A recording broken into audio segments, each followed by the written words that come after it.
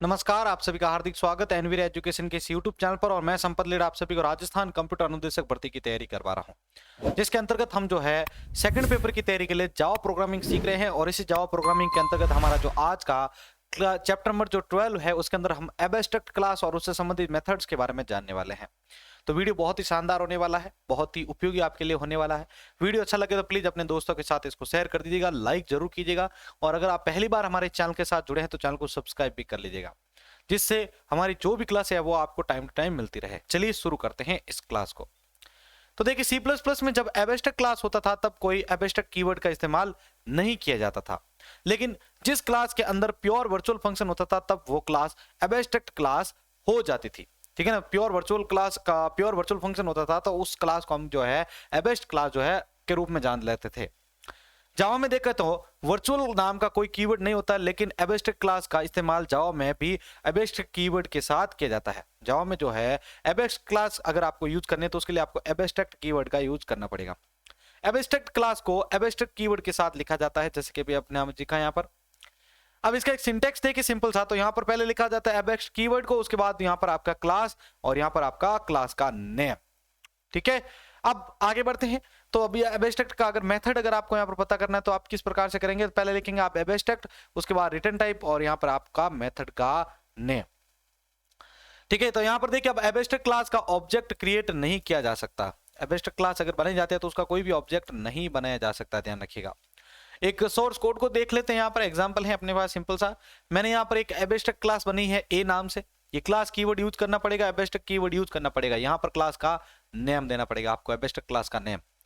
उसके बाद मैंने इस कर्ली ब्रैकेट यानी इस ब्लॉक के अंदर एक वॉइड डिस्प्ले नाम का मेथड बनाया है, जिसके अंतर्गत मैं यहाँ पर जो है प्रिंट लाइन के जो मेथड है उसके अंदर मैं यहाँ पर क्लास ए को पास कर रहा हूँ पैरामीटर के रूप में। ठीक है, यहाँ पर मेरा जो है एक मैसेज पास कर रहा हूँ इसमें क्लास ए को, जो कि मुझे प्रिंट करवाना है प्रिंट लाइन की मदद से। उसके बाद यहाँ पर जो है मैं मेन फंक्शन के अंतर्गत जो है स्ट्रिंग लाइन आर्गुमेंट का यूज करते हुए ए के अंतर्गत ए क्लास का ए ऑब्जेक्ट बनाया, उसको न्यू का यूज करते हुए, न्यू को तो मैं आपको हमेशा बता रहता हूँ कि न्यू का यूज करना पड़ेगा आपको। अब इस ए को इसमें असाइन कर रहा हूँ इसमें, सॉरी। ठीक है, और इसको जब मैं ए डॉट डिस्प्ले यानी इस ऑब्जेक्ट की मदद से मैं जब डिस्प्ले फंक्शन को कॉल करूंगा, ठीक है, तो यहाँ पर आपके सामने ये मैसेज आएगा, ए जावा एरिज abstract class can not be initiate. यानी ये जावा की जो ए वाली क्लास जो है वो एब्स्ट्रैक्ट है। ठीक है ना, इसको हम इनिशिएट नहीं कर सकते हैं। अगला पॉइंट देखिए आप, यहाँ पर एब्स्ट्रैक्ट क्लास का कोई भी ऑब्जेक्ट नहीं होता है, लेकिन जो सब क्लास इसे इनहेरिट करता है उससे एब्स्ट्रैक्ट क्लास के मेथड को एक्सेस किया जा सकता है। जब एब्स्ट्रैक्ट क्लास क्रिएट होता है तब उसे कोई भी एब्स्ट्रैक्ट मेथड की जरूरत नहीं रहती है। ठीक है ना, तो अब देखिए यहाँ पर मैं एक अलग से एक और एग्जांपल ले रहा हूं। यहाँ पर मेरे पास एब्स्ट्रैक्ट क्लास ए नाम से है, वो डिस्प्ले फंक्शन है वन नाम से, जिसमें मैं यहाँ पर इस मैसेज को पास कर रहा हूं। अब मैं क्लास बी के अंदर जो है ए को एक्सटेंड कर रहा हूं, यानी इसके डेटा को इसके साथ मर्ज कर रहा हूं। इसमें मैं यहाँ पर वॉइड डिस्प्ले टू को यहाँ पर फंक्शन को क्रिएट कर रहा हूँ, जिसके अंतर्गत मैं यहाँ पर जो है क्लास बी को यहाँ पर जो है मैसेज जो है उसको मैं प्रिंट करवाना चाहता हूँ प्रिंट लाइन की मदद से। यहाँ पर देखिए आपका यहाँ पर ये ब्लॉक खत्म होने के बाद मेन फंक्शन है, मेन फंक्शन के अंदर मैं यहाँ पर बी क्लास का बी ऑब्जेक्ट बना रहा हूँ, जिसमें इस बी का डेटा मैं इसमें दे रहा हूँ। उसके बाद मैं इसी बी ऑब्जेक्ट की मदद से डिस्प्ले वन और डिस्प्ले टू को कॉल करूंगा। तो देखिए आपके पास डिस्प्ले वन का क्लास ए और डिस्प्ले टू का क्लास बी जो है आपके सामने आउटपुट आ जाएगा।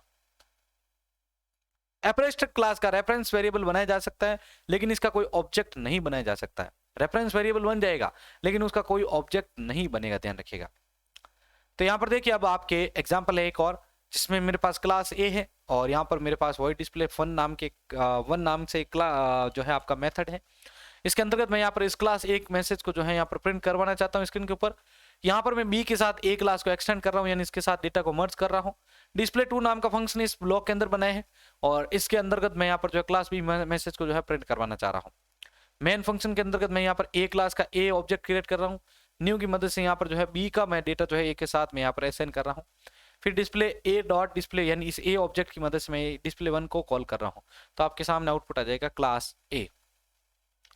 ठीक है, तो ये चीजें हैं, सिंपल से है कि भाई यहाँ पर आप जो एब्स्ट्रैक्ट लिख रहे हैं और यहाँ पर जो क्लास लिख रहे हैं उसके बाद क्लास का नाम लिखेंगे, तो ये जो एब्स्ट्रैक्ट होता है वो आपके वर्ड डिस्प्ले फंक्शन के साथ काम कर रहा है। ठीक है, इसको समझने में बहुत सारे एग्जाम्पल है, आप जिस प्रकार से इसको इंप्लीमेंट कर सके कर लीजिएगा। ठीक है, तो अब यहाँ पर आप ये सारे एग्जाम्पल को वापस देख सकते हैं कि किस प्रकार हम जो है इसके साथ यहाँ पर इसको बार बार कॉल करके जो है इसके मैसेज को प्रिंट करवा सकते हैं। ठीक है ना। तो ये जिस टाइम आपका डिस्प्ले 1 था, डिस्प्ले 1 में हमारा क्या डेटा था भाई, वहां पर आपके क्लास ए, मतलब उसके अंदर हमने दिया नहीं था, सॉरी। तो यहाँ पर जब उसको हमने इसके अंदर इनहेरिट किया था, तो यहाँ पर मैंने जो है क्लास बी का जो मैसेज था वो उसके अंदर डाल दिया था, किसमें, वॉइड डिस्प्ले 1 में। जब वॉइड डिस्प्ले 1 को यहाँ पर ए डॉट ऑब्जेक्ट की मदद से कॉल किया जाएगा, तो यहाँ पर ये क्लास बी को मैसेज करेगा, क्योंकि हमने यहाँ पर क्लास बी ही मैसेज दिया है। अगला कॉन्सेप्ट हम देखते हैं, abstract class using multi level inheritance क्या होता है। इनहेरिटेंस मतलब जब एक डेटा को दूसरी क्लास के अंतर्गत भेजा जाएगा, एक क्लास को दूसरी, एक क्लास के डेटा को जब दूसरी क्लास के दूसरी क्लास जब है एक्सेस करती है उनके गुणों को, तो वो आपके होता है इनहेरिटेंस। जब एबेस्ट्रैक्ट सुपर क्लास के मेथड की डेफिनेशन दी जाती है, तो सुपर क्लास का सब क्लास भी एबेस्ट्रैक्ट क्लास हो जाता है। जो सुपर क्लास है उसका जो सब क्लास होगा वो भी एबेस्ट्रैक्ट क्लास माना जाएगा। प्रोग्राम पर फॉर एग्जांपल देख सकते हैं आप यहाँ पर प्रोग्राम पर दिखाया गया है कि क्लास ए ये एक एबेस्ट्रैक्ट सुपर क्लास है, और वहां पर डिस्प्ले 1 नाम का एबेस्ट्रैक्ट मेथड भी लिया गया है, और उसके क्लास बी कोई डिस्प्ले 1 नाम का इंप्लीमेंटेशन नहीं किया गया, इसलिए वो भी एबेस्ट्रैक्ट क्लास हो जाता है। और बाद में क्लास सी पर डिस्प्ले 1 जो है इस एबेस्ट्रैक्ट मेथड की जो है डेफिनेशन दी जाती है। मेथड डेफिनेशन मतलब उसके अंदर का जो भी आप डेफिनेशन देना चाहते हैं वो उसके अंदर लिखते हैं ब्लॉक के अंदर, और बाद में क्लास सी का ऑब्जेक्ट बनाकर डिस्प्ले 1 और 2 को एक्सेस किया जा सकता है। तो यहाँ पर देखिए मेरे पास क्लास ए है, इसके अंदर मैं यहाँ पर एक एबेस्ट्रैक्ट वॉइड डिस्प्ले नाम का फंक्शन ले रहा हूँ मैं यहाँ पर डिस्प्ले 1 नाम से, ठीक है ना, एबेस्ट्रैक्ट टाइप का ये। और यहाँ पर मैं क्लास बी के साथ ए के डेटा को एक्सटेंड कर रहा हूँ, ठीक है। तो ये आपके डिस्प्ले 2 को यहाँ पर इसके अंदर लेके आ रहा हूँ, और यहाँ पर मेरे पास जो है मैं क्लास बी को प्रिंट करवा रहा हूँ। फिर मैं इस ब्लॉक क्लास बी का जो डेटा है वो क्लास सी के साथ मर्ज कर रहा हूँ, और यहाँ पर मैं जो है आपके डिस्प्ले 1 को कॉल कर रहा हूँ, लेकिन यहाँ पर इस बार मैं मैसेज जो है डिस्प्ले 1 के अंदर क्लास ए को प्रिंट कर रहा हूँ, ठीक है। अब सी क्लास की जो सी ऑब्जेक्ट है उसको मैं कॉल करूंगा, और यहाँ पर जो है सी का डेटा इसमें सेंड कर दूंगा।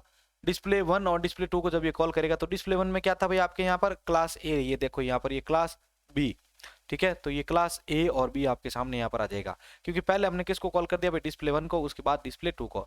तो डिस्प्ले 1 और डिस्प्ले 2 के अंदर अगर देखा जाए तो डिस्प्ले 2 में यहाँ पर क्लास बी है, और डिस्प्ले 1 के अंदर आपका जो डेटा है वो अभी यहाँ पर हमने नहीं दिया था, लेकिन सी में जाके हमने यहाँ पर क्या किया था, इसका डेटा यहाँ पर जो है क्लास जो है ए है वो यहाँ पर हमने दे दिया था। तो इस प्रकार से आप जो है आगे से आके इसको इनहेरिट करके देखो, जो ऊपर की मेन क्लास होती है उसको पेरेंट या सुपर क्लास कहा जाता है, इसके नीचे जो क्लास होती है उसको सब या चाइल्ड क्लास कहा जाता है, इसको भी बेस्ट क्लास के रूप में भी जान सकते हैं। अब ये क्या कह रहे हैं यहाँ पर आगे देखिए, यहाँ पर पॉइंट, सब क्लास में भी एबस्ट्रैक्ट मेथड हो सकती है। जैसे यहाँ पर मेरे पास एबस्ट्रैक्ट क्लास ए है, इसके अंदर मैंने यहाँ पर वॉइड डिस्प्ले 1 फंक्शन बनाया है, और उसके अंदर मैं यहाँ पर क्लास ए मैसेज प्रिंट कर रहा हूँ। बी के साथ ए के डेटा को एक्सटेंड कर रहा हूँ, मर्ज कर रहा हूँ यहाँ पर। फिर मैं यहाँ पर एबस्ट्रैक्ट वॉइड डिस्प्ले 2 और यहाँ पर जो है इसके अंदर मैसेज जो है मेथड है वो ले रहा हूँ। फिर मैं जो है इस बी के डेटा को एक्सटेंड कर रहा हूँ सी के साथ, ठीक है। फिर मैं यहाँ पर इसके अंतर्गत जो है वॉइड डिस्प्ले 2 फंक्शन को कॉल कर रहा हूँ, जिसके अंतर्गत मैं यहाँ पर क्लास बी मैसेज को प्रिंट करवाना चाह रहा हूँ।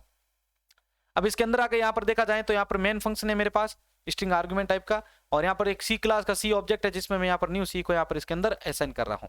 फिर मैं सी ऑब्जेक्ट की मदद से डिस्प्ले 1 और 2 को कॉल करूंगा, तो यहाँ पर ए और बी ये जो मैसेज है आपके सामने प्रिंट हो जाएंगे, ठीक है। ये चीजें आपको इसके अंतर्गत ध्यान रखनी है। अब यहाँ पर है कि abstract class using multi level inheritance two, तो ये चीजें जो है वो इनहेरिटेंस टू मतलब ये है कि आप इसको आगे से आगे और जो है अलग अलग क्लासों में भेज सकते हैं, ठीक है ना। आप इसको जितना चाहे उतना इंप्लीमेंट कर सकते हैं। बस पॉइंट आपको ये ध्यान रखना है, एबस्ट्रैक्ट जो होती है क्लास जो होती है उसके लिए आपको एबस्ट्रैक्ट क्लास का यूज करना पड़ेगा, एबस्ट्रैक्ट कीवर्ड का यूज करना पड़ेगा, सॉरी यहाँ पर वर्चुअल नहीं होता है इसके अंतर्गत। दूसरा था हमने इनहेरिटेंस के बारे में जाना है, तो इनहेरिटेंस की मदद से एक क्लास के गुणों को दूसरी क्लास के गुणों में ट्रांसफर किया जाता है, या वो जो क्लास होती है वो दूसरी क्लास के गुणों को एक्सेस करती है, ठीक है। तो एक सिंपल सा कॉन्सेप्ट था जिसके अंदर मैंने आपको जावा एबस्ट्रैक्ट क्लास के बारे में पढ़ाया है, ठीक है।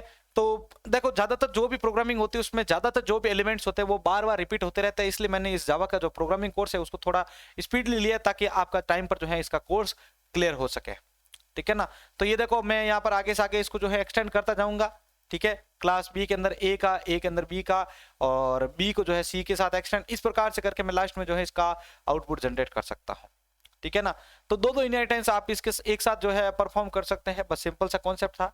अगर आपको ये आज की क्लास अच्छी लगे तो प्लीज अपने दोस्तों के साथ इसको शेयर कीजिएगा, ठीक है। इसी प्रकार हमारे चैनल को सपोर्ट करते रहें, सपोर्ट करेंगे तो ही हम आगे बढ़ पाएंगे, और हमें भी मोटिवेशन मिलेगा, आपके लिए हर प्रकार के सब्जेक्ट की क्लास हम जो है अवेलेबल करवा पाएंगे। वैसे आप हमारे चैनल पर विजिट करके सभी सब्जेक्ट की जो है प्लेलिस्ट को एक्सेस कर सकते हैं, और उनको वो वीडियो को देख सकते हैं, बिल्कुल फ्री में आपको कंप्लीट कोर्स दिया जा रहा है। तो इसी के साथ मैं संपत लीड आप सभी से अलविदा लेता हूँ। जय हिंद। जय भारत।